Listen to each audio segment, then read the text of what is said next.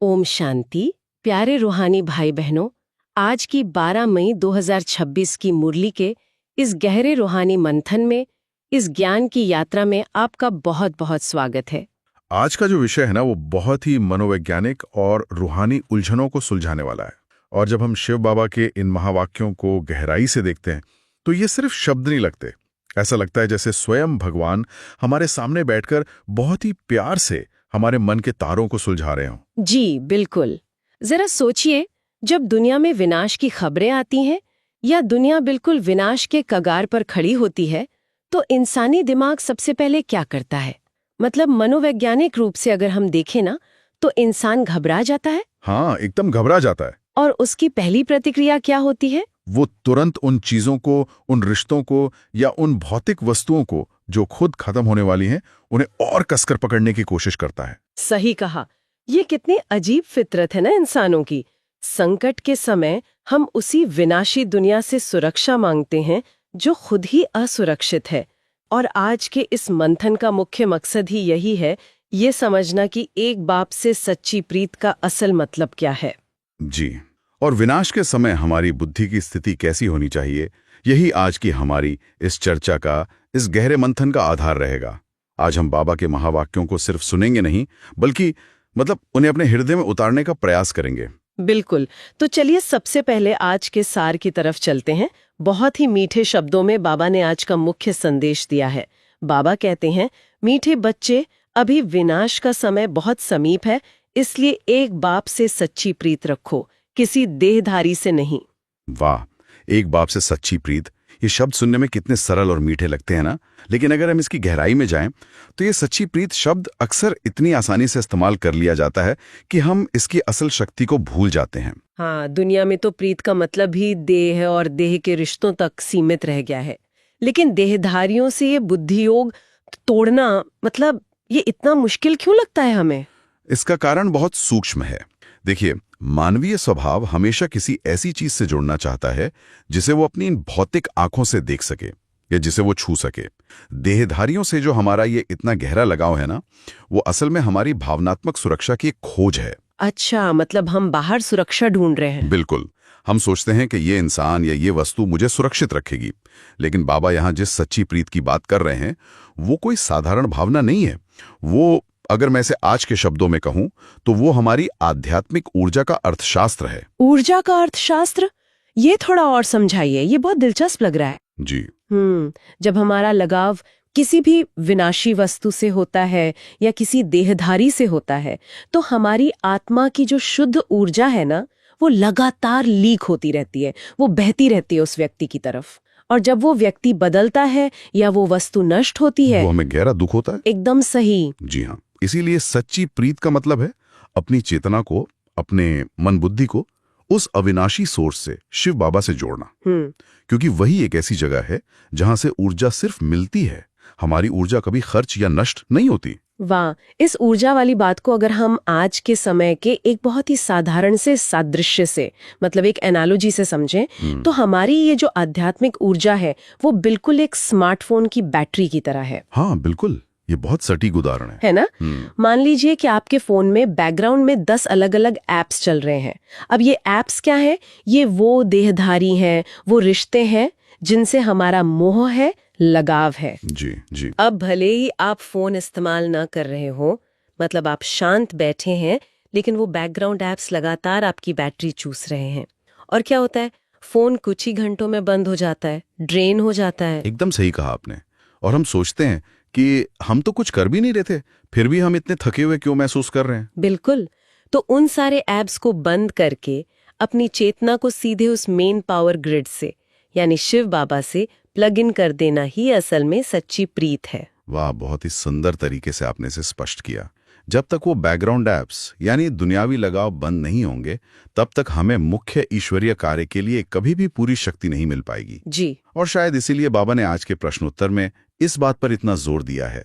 जब हमारी बुद्धि का तार केवल एक ही जगह, उस एक सोर्स से जुड़ा होता है, तभी आत्मा में संपूर्ण शक्ति भरती है। हाँ, बाबा ने आज प्रश्न ही यही पूछा है कि जिन बच्चों की सच्ची प्रीत एक बाप से होगी, उनकी निशानियां क्या होंगी? क्योंकि कई बार हमें लगता है ना कि हम तो बाबा से बहुत प्यार करते हैं, लेकिन क्या वो रूहानी लक्षण हमारे अंदर सच में है? ये एक बहुत बड़ा चेकिंग पॉइंट है हम सभी के लिए। बाबा ने बहुत ही मनोवैज्ञानिक तरीके से इसकी 6 निशानियां बताई हैं आज। जी, तो चलिए एक एक करके इन निशानियों पर थोड़ा मंथन करते हैं। बिल्कुल। पहली निशानी बाबा ने बताई कि उनका बुद्धियोग किसी देहधारी की तरफ नहीं जाएगा। वे आपस में एक दो के आशिक माशुक नहीं बनेंगे। ये आशिक माशुक वाला बिंदु बहुत गहरा है। इस पर हम आगे और विस्तार से चर्चा करेंगे। दूसरी निशानी क्या है? दूसरी बात बाबा कहते हैं कि जिनकी सच्ची प्रीत है वे सदा विजयी बनते हैं। मतलब माया पर जीत प्राप्त करके सतयुग के महाराजा महारानी बनते हैं, हार नहीं खाते बार बार। जी, और तीसरी निशानी है सच्चाई। वे बाप के साथ बिल्कुल सच्चे रहते हैं, कोई भी बात बाबा से छिपाते नहीं है। सही कहा। और चौथी बहुत ही प्यारी निशानी है, वे अमृत वेले उठकर बहुत प्यार से बाप को याद करते हैं। उनका अमृत वेला कभी मिस नहीं होता। वाह। और पांचवी निशानी जो बाबा ने दी है कि वो दधीची ऋषि के समान सर्विस में अपनी हड्डियां दे देते हैं। ये शब्द अक्सर बाबा इस्तेमाल करते हैं, दधीची ऋषि का। जी हाँ। और छठी निशानी है, उनकी बुद्धि दुनियावी बातों में इधर उधर के गपशप में भटकती नहीं है, एकदम एकाग्र रहती है। ये जो पांचवी निशानी आपने बताई ना, दधीची ऋषि की तरह सर्विस में हड्डियां देना, ये बात सुनने में थोड़ी मतलब पौराणिक और बहुत स्थूल सी लगती है।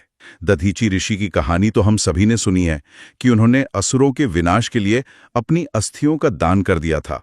बिल्कुल, ये शास्त्रों की कथा है। लेकिन अगर हम आज की इस ज्ञान यात्रा में इसके वास्तविक रूहानी अर्थ को समझें, तो ये केवल स्थूल रूप से भागदौड़ करने वाली सेवा नहीं है। मुझे लगता है ये असल में हमारे अहंकार के सूक्ष्म विघटन की, मतलब microscopic dissolution of the ego की प्रक्रिया है। बहुत गहरी बात कही आपने, अहंकार का विघटन। जी, अपनी हड्डियां देने का मतलब सिर्फ शरीर से मेहनत करना नहीं है। इसका मतलब है कि अपने हर एक संकल्प को, अपने समय के हर एक सेकंड को और अपनी हर एक श्वास को किसी बहुत बड़े ईश्वरीय उद्देश्य के लिए एक ईंट की तरह इस्तेमाल करना। वाह। जब हमारे अंदर से वो मैंपन और मेरापन पूरी तरह खत्म हो जाता है कि मैं कर रही हूं या मेरा नाम हो, जब वो हड्डी गल जाती है ना, तभी असल मायने में ईश्वरीय सेवा होती है। एकदम सही। जब तक वो अहंकार की, अभिमान की हड्डी नहीं गलती, तब तक ईश्वरीय कार्य में वो सफलता, वो खुशबू नहीं आ सकती। ये संपूर्ण समर्पण का ही दूसरा नाम है। बिल्कुल, संपूर्ण समर्पण। और ये समर्पण तभी मुमकिन है जब हमारी बुद्धि पूरी तरह से प्रीत बुद्धि बन जाए।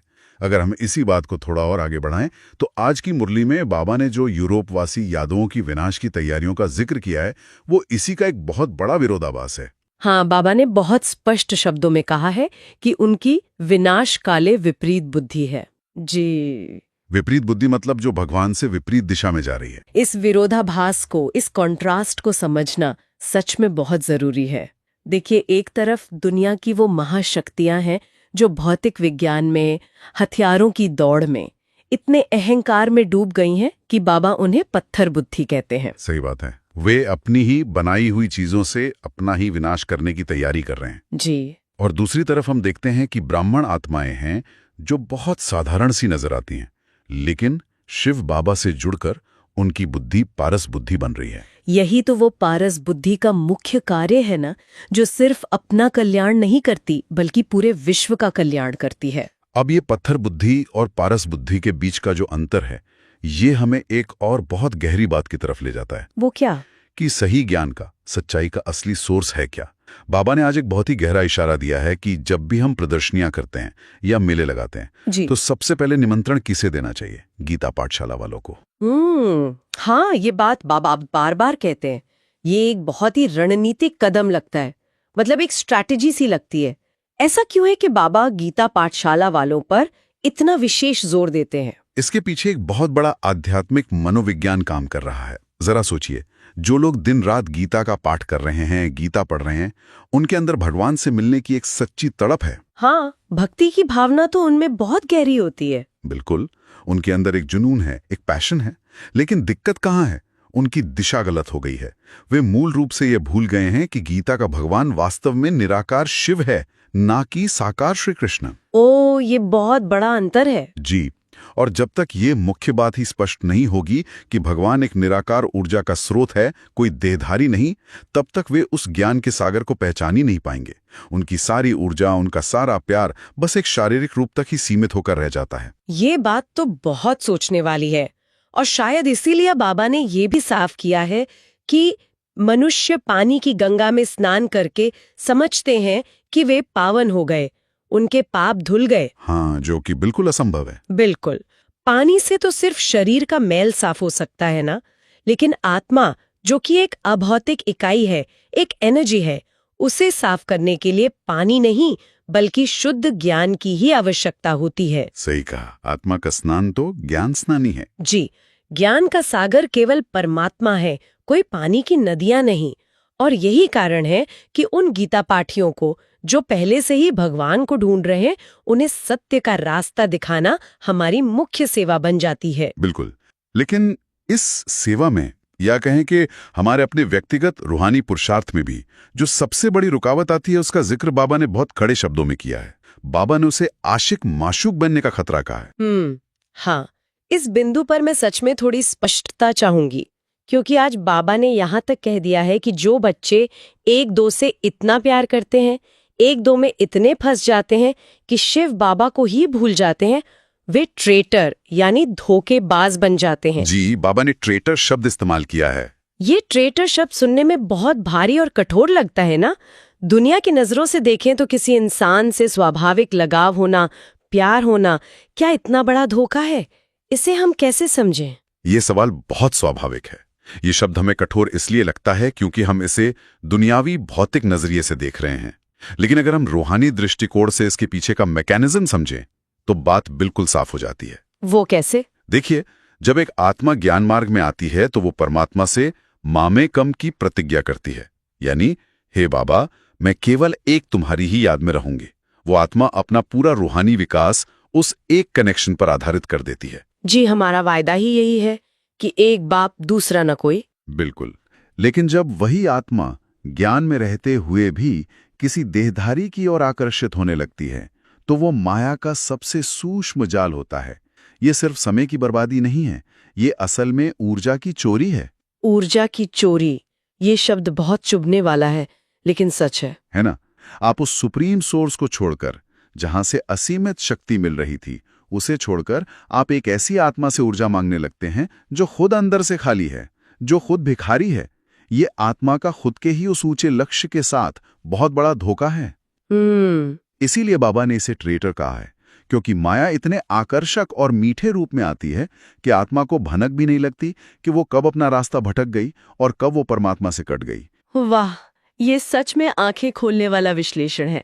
देहाभिमान कितनी चतुराई से हमें हमारे ही लक्ष्य से दूर कर देता है। अच्छा, माया के इन सूक्ष्म रूपों की अगर हम बात कर ही रहे हैं तो एक और बहुत बड़ी भ्रांति है जो आज समाज में और कभी-कभी ज्ञान मार्ग में भी देखने को मिल जाती है। कौन सी भ्रांति? कई लोग ये दावा करते हैं कि मेरे में शिव बाबा आते हैं या मुझ पर सवारी आती है, देवी आती है, लेकिन बाबा ने तो इसे सिरे से खारिज कर दिया है।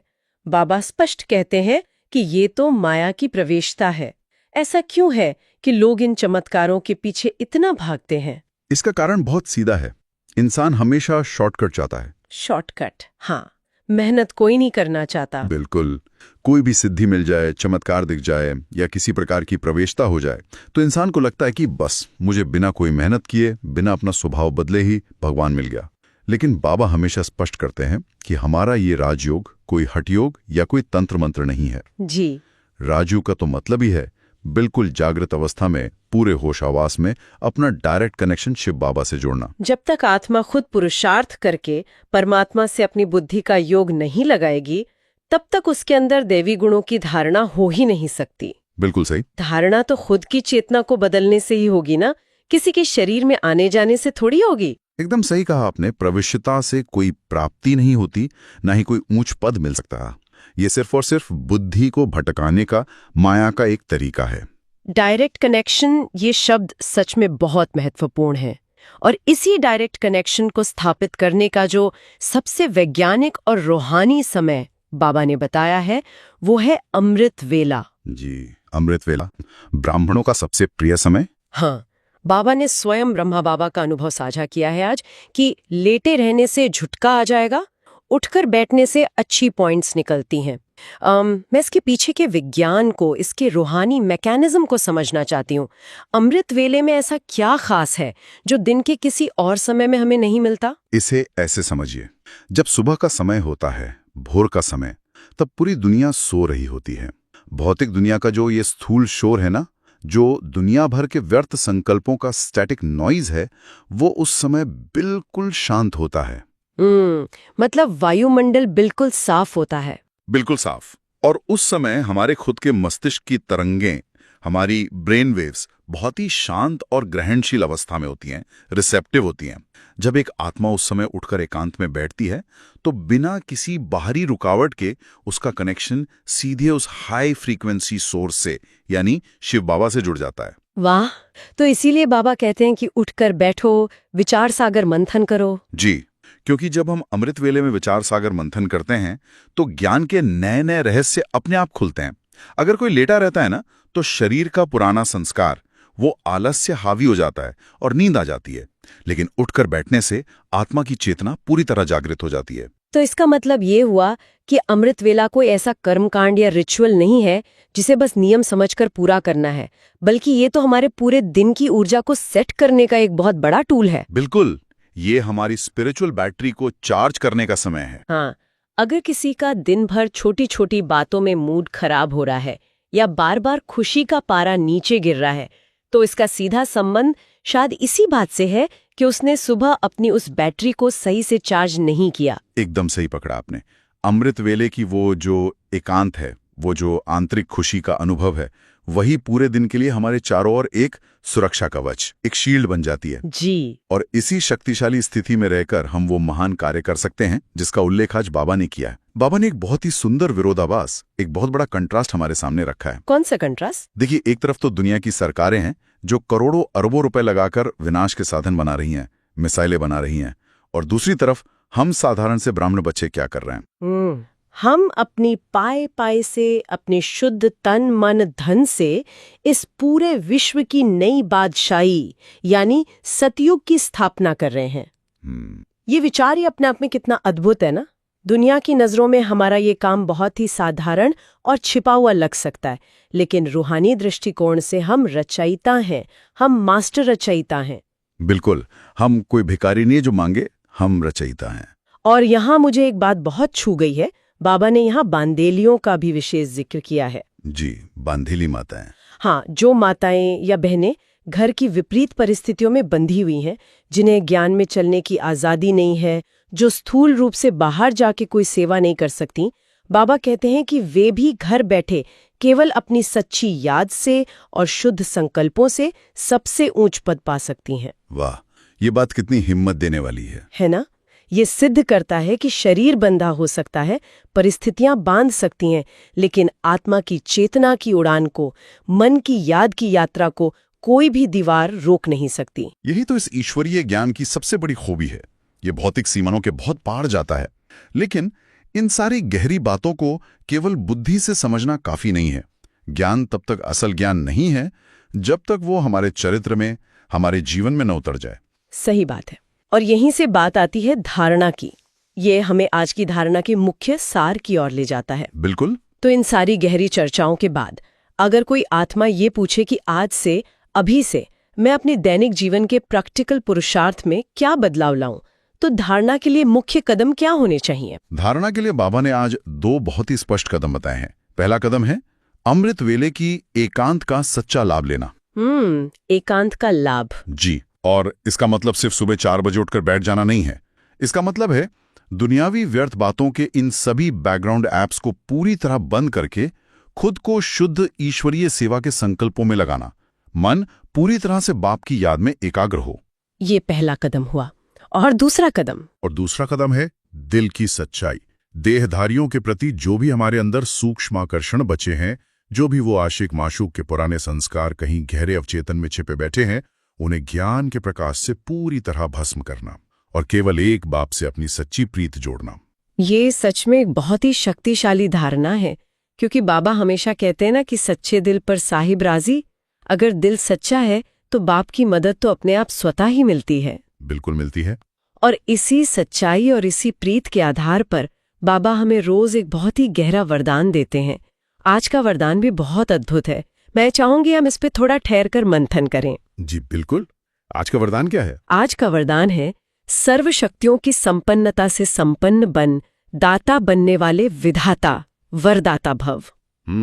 लेकिन यहाँ ना मेरे मन में एक सवाल आता है। पूछिए। बाबा ने इस वरदान के साथ एक बहुत बड़ी शर्त जोड़ी है कि हमारे अंदर से भक्तपन या भिखारीपन के संस्कार पूरी तरह समाप्त होने चाहिए। अब अक्सर हम बहुत ही मासूमियत से बाबा के सामने बैठते हैं और कहते हैं, बाबा इस परिस्थिति में थोड़ी मदद कर दो ना, बाबा मुझे सहन करने की शक्ति दे दो। क्या ये भी भिखारीपन है? मतलब हम अपने पिता से नहीं मांगेंगे तो फिर किससे मांगेंगे? ये एक बहुत ही स्वाभाविक प्रश्न है और सच कहूं तो हम में से ज्यादातर लोग अक्सर इसी भावना में उलझ जाते हैं। हमें लगता है हम तो बस बच्चे बनकर मांग रहे हैं। हाँ बिल्कुल। लेकिन अगर हम इसके रूहानी मनोविज्ञान को थोड़ा और गहराई से समझें तो ये जो मांगना है ना, ये हमेशा अलगाव को यानी सेपरेशन को दर्शाता है। सेपरेशन? वो कैसे? देखिए, जब आप कहते हैं बाबा मुझे शक्ति दे दो, तो आपका अवचेतन मन, आपका सबकॉन्शियस अंदर ही अंदर ये मान रहा है कि आप कमजोर हैं और वो शक्ति अभी आपके पास नहीं है, वो कहीं बाहर है और आपको चाहिए। ये बात तो है। हम खुद को खाली मान लेते हैं। बिल्कुल। और यही तो भक्तपन का एक सूक्ष्म अंश है। भगवान सामने है फिर भी हम मांग रहे हैं। विधाता और वरदाता, बच्चे जो होते हैं वे कभी मांगते नहीं हैं। तो वे क्या करते हैं? उन्हें ये अटल निश्चय होता है कि जब सर्वशक्तिवान बाप मेरा हो गया तो उसकी सारी सर्वशक्तियां मेरा जन्मसिद्ध अधिकार हैं। वे शक्तियां पहले से ही मेरी संपत्ति हैं, मुझे मांगनी नहीं है, मुझे बस उन्हें यूज करना है। वाह! जो आत्मा स्वयं संपन्न होती है, भरपूर होती है, वो कभी हाथ नहीं फैलाती, वो सिर्फ बांटती है। तो ये जो मांगने की अवस्था है, ये जो बेगिंग कॉन्शियसनेस है, इससे निकलकर देने की अवस्था में मास्टर बेस्टोवर कॉन्शियसनेस में शिफ्ट होना ही असल में ये वरदान है। ये एक गहरा एहसास है कि मैं भरपूर हूं। क्या बात है! ये नजरिया तो पूरी स्थिति को ही बदल देता है। मतलब मांगना छोड़ के ये स्मृति लानी है कि मैं तो अधिकारी हूं। बिल्कुल। और जब एक आत्मा इस दातापन की स्थिति में, इस मास्टर बेस्टोवर कॉन्शियसनेस में आ जाती है ना, तो उसके मुख से निकलने वाला हर एक शब्द भी बदल जाता है। एकदम बदल जाता है। और मुझे लगता है इसी से आज का स्लोगन बहुत गहराई से जुड़ा हुआ है। आज का स्लोगन है, हर आत्मा को कोई ना कोई प्राप्ति कराने वाले वचन ही सतवचन है। जी, यह स्लोगन सीधे हमारे वरदान से जुड़ा है। अगर आप सच में एक वरदाता आत्मा हैं, तो आपके शब्द कभी भी खाली, साधारण या व्यर्थ नहीं हो सकते। सही कहा। जो आत्मा विधाता बन जाती है, वो जब भी बोलती है तो उसके शब्दों में इतनी रूहानी ऊर्जा, इतनी पॉजिटिविटी होती है कि सामने वाले को हिम्मत, शक्ति या कोई ना कोई उमंग जरूर मिलता है। अगर हमारे वचनों से, हमारी बातों से किसी की गिरी हुई अवस्था उठ नहीं रही है, या हम सिर्फ बैठकर लोगों की कमजोरियों की ही चर्चा कर रहे हैं, तो वे वचन सतवचन हो ही नहीं सकते।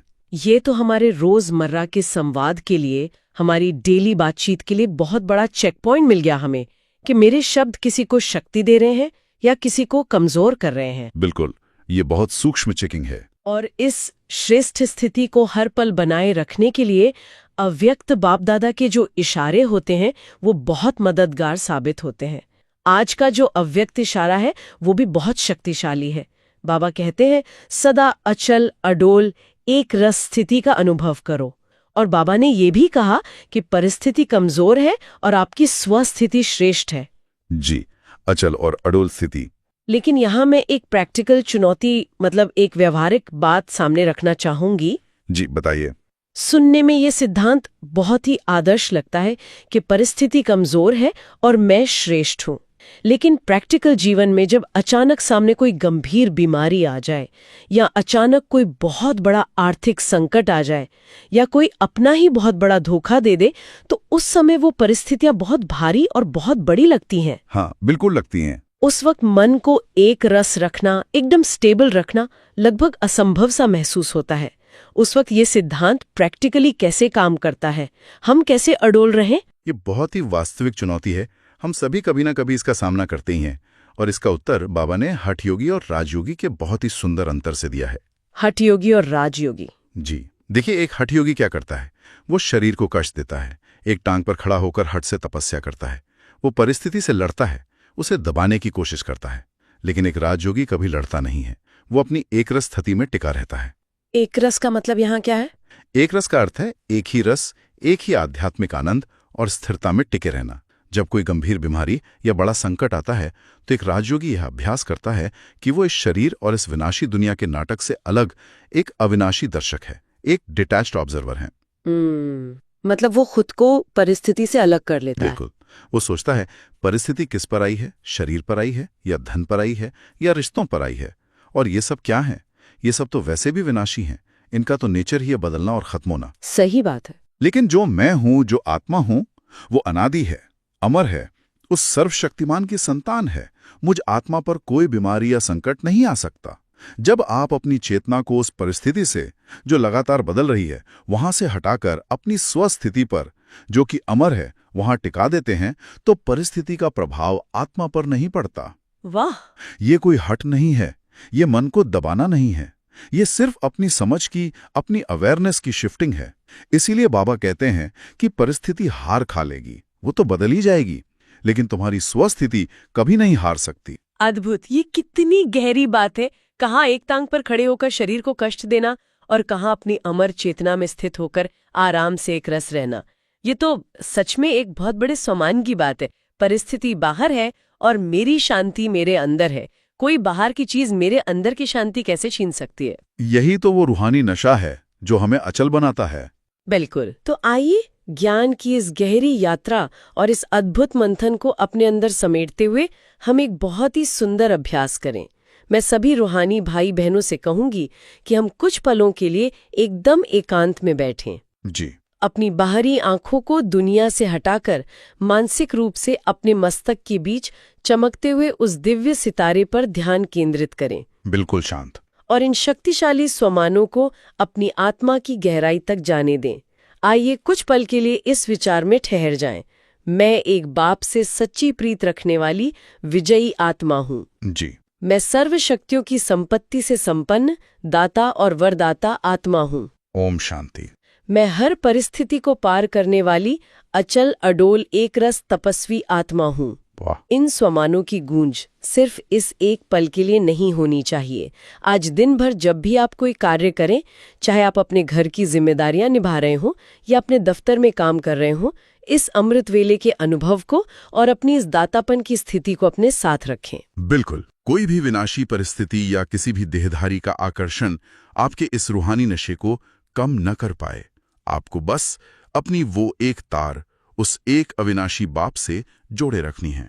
जी, हम आज के इस रूहानी मंथन से यहाँ विदा ले रहे हैं, लेकिन ये जो ज्ञान की यात्रा है, ये मंथन है, ये हमारे अंदर निरंतर चलता रहेगा। बिल्कुल चलता रहेगा। आज हमने बहुत गहराई से इस बात को समझा कि कैसे एक बाप से सच्ची प्रीत हमें न केवल देह अभिमान के आकर्षणों से, माया के वार से बचाती है, बल्कि हमारी बिखरी हुई ऊर्जा को समेटकर हमें विश्व का विधाता बना देती है। सच में ये बाबा का कितना बड़ा उपकार है हम बच्चों पर। बिल्कुल। तो प्यारे भाइयों बहनों, अगर आज की इस मुरली के रूहानी मंथन से आपको कोई विशेष प्रेरणा मिली हो या कोई स्वमान आपके दिल को गहराई से छू गया हो, तो उसे आज अपने जीवन में, अपने हर कर्म में जरूर धारण करें और अन्य आत्माओं को भी अपने इस श्रेष्ठ स्वरूप से प्रेरित करें। जी। आप अपने विचार या अपना कोई रूहानी अनुभव कमेंट में भी साझा कर सकते हैं, ताकि ईश्वरीय परिवार की जो अन्य आत्माएं हैं उन्हें भी आपके अनुभव से बल मिले, प्रेरणा मिले। हमेशा याद रखें, आपका हर एक शुद्ध और शुभ संकल्प ही इस विश्व कल्याण की सबसे बड़ी सेवा है। ओम शांति। ओम शांति।